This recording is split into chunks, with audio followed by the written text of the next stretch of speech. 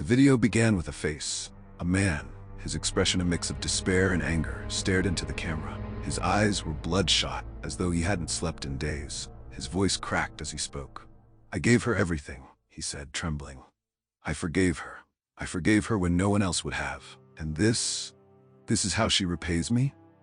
He adjusted the camera, revealing the horrifying scene behind him.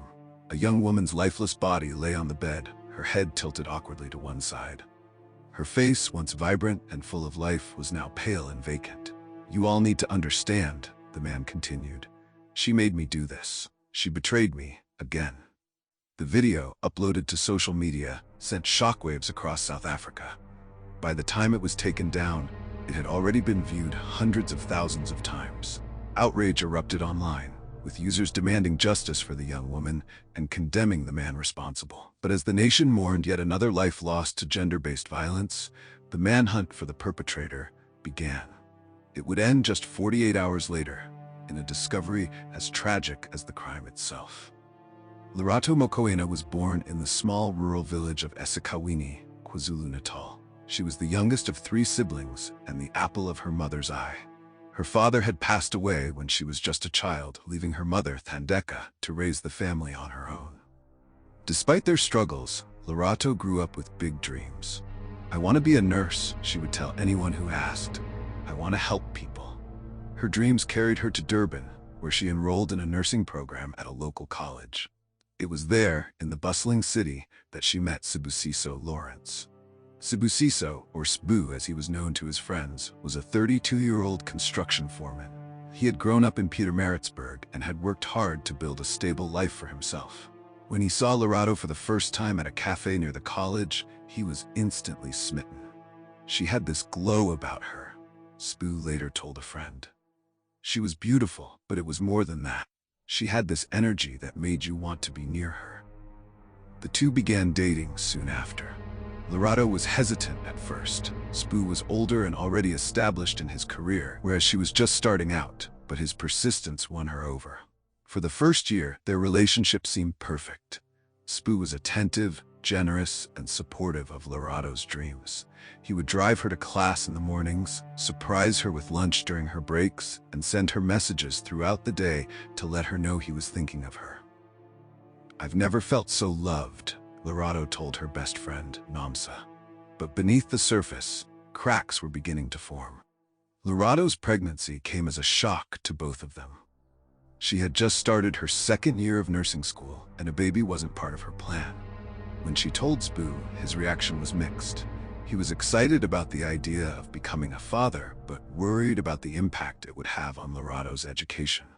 "We'll figure it out," he assured her. "I'll take care of you and the baby." But as the months went on, Sbu began to notice things that didn't add up.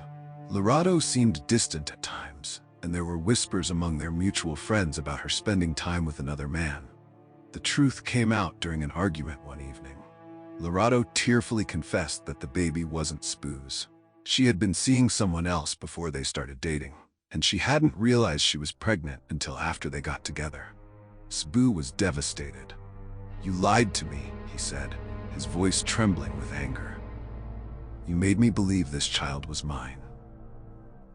Lerato begged for his forgiveness, insisting that she loved him and that the other man was no longer in her life. After days of silence, Sbu finally relented. "I love you, Lerato," he said, "and I love this baby, even if he's not mine. But don't ever lie to me again." For a while, things seemed to return to normal. Sbu embraced his role as a father, doting on the baby boy as though he were his own. He and Lerato moved in together, and Sbu took on extra shifts at work to provide for their small family. But the betrayal had left a mark on their relationship. Sbu became more possessive, constantly questioning Lerato about her whereabouts and the people she interacted with. "I'm just trying to protect you," he would say whenever she pushed back. "You've lied to me before. How do I know you're not lying again?" Lerato felt trapped. She loved Sbu and was grateful for everything he had done for her and her son, but she couldn't shake the feeling that their relationship had become toxic. "Maybe we just need some time apart," she suggested one evening. Sbu's reaction was immediate and explosive. "Time apart? After everything I've done for you? After I forgave you for what you did? No, Lerato. You don't get to walk away from this. The second betrayal came almost 2 years later. Sbu had driven Lerato and her son to her village to visit her family. It was meant to be a peaceful weekend, a chance for them to reconnect with her roots and spend time with her mother and siblings. But on the second day, Sbu noticed Lerato acting strangely. She was distracted, her phone constantly buzzing with messages. When Sbu confronted her about it, she brushed him off. "It's nothing," she said, "just a friend from home." That evening, Sbu saw her talking to a man near the edge of the village. He recognized the man as someone from Lerato's past, someone she had once been involved with. When Lerato returned to the house, Sbu confronted her. "Who was that?" he demanded. "Just an old friend," she said, avoiding his gaze. "Don't lie to me, Lerato," Sbu warned. But Lerato didn't respond. The tension between them was palpable as they drove back to Durban the next day. Sbu's mind raced with dark thoughts, his jealousy and anger consuming him. The argument began as soon as they walked through the door of their apartment. "You think I'm stupid, don't you?" Sbu shouted. "You think I don't know what's going on?" Lerato tried to calm him down, insisting that he was overreacting. But her words only fueled his rage. "I gave you everything," he said, his voice shaking. "I forgave you when no one else would have. I took care of you and your child, and this is how you repay me?" When Lerato tried to leave the room, Sbu grabbed her arm and pulled her back. "You're not going anywhere," he said. The fight escalated quickly. Sbu's anger boiled over, and in a fit of rage, he wrapped his hands around her neck. Lerato struggled, clawing at his arms, but he was too strong. When it was over, Sbu sat on the edge of the bed, staring at her lifeless body. In the hours that followed, Sbu spiraled into despair. He couldn't believe what he had done. He picked up his phone and began recording a video, his hands trembling as he spoke. "I didn't want this to happen," he said, "but you all need to understand. She betrayed me. She lied to me. I loved her, and she broke my heart." He uploaded the video to social media, hoping to explain himself, but instead of sympathy, he was met with outrage. Unable to face the consequences of his actions, Sbu fled the apartment. He wandered aimlessly for hours before finding an abandoned building just a kilometer away. There, overcome by guilt and despair, he took his own life. Certainly. Sibusiso Lawrence, once proud of his carefully constructed life, now found himself running from it. His apartment, once a warm place filled with laughter and the sounds of Lerato's child playing, was now a crime scene. Every corner of the room seemed to scream at him, accusing him of what he had done. The video he had recorded and shared was meant to justify his actions, but even as he uploaded it, he knew the world would not understand. His trembling hands fumbled as he locked the door behind him and stepped out into the night. The streets of Durban were eerily quiet, the hum of distant traffic his only companion. Sibusiso ducked into an alley, his mind racing. Where do I go now? He had no plan, no destination. All he knew was that he couldn't stay close to the apartment. The weight of his actions pressed down on him, suffocating and inescapable. His phone buzzed in his pocket. It was a notification. His video was already going viral. Thousands of views, hundreds of comments. He didn't dare open it. He could imagine the outrage, the condemnation. Monster. Coward. She deserved better. He didn't need to read them to know what people were saying. But as much as he wanted to throw the phone away, he couldn't. It was his only connection to the world, and part of him wanted to see how far the story had spread. Back in eSekhawini, Lerato's mother, Thandeka, sat on the edge of her bed, staring at her phone. She had just watched the video. Her hands were trembling, her face streaked with tears. "No," she whispered, shaking her head. "This can't be real. This can't be happening." Her eldest daughter, Nandi, rushed into the room, alarmed by the sound of their mother's cries. "Mama, what's wrong?" she asked, kneeling beside her. Thandeka handed her the phone, unable to speak. Nandi watched the video in stunned silence, her hand flying to her mouth. "Lerato," she whispered. "She's gone." The house, once filled with the warmth of Lerato's visits and the laughter of her child, now felt cold and empty. Outside, the sounds of the village carried on as usual. Children playing, women chatting as they fetched water. But inside, Thandeka's world had stopped. By the next morning, the video had been shared across every major social media platform in South Africa. News outlets picked up the story. broadcasting the shocking footage and details of the crime. The public response was swift and furious. "Another woman lost to gender-based violence," one activist tweeted, her words echoing the sentiments of thousands. "How many more before we say enough is enough?"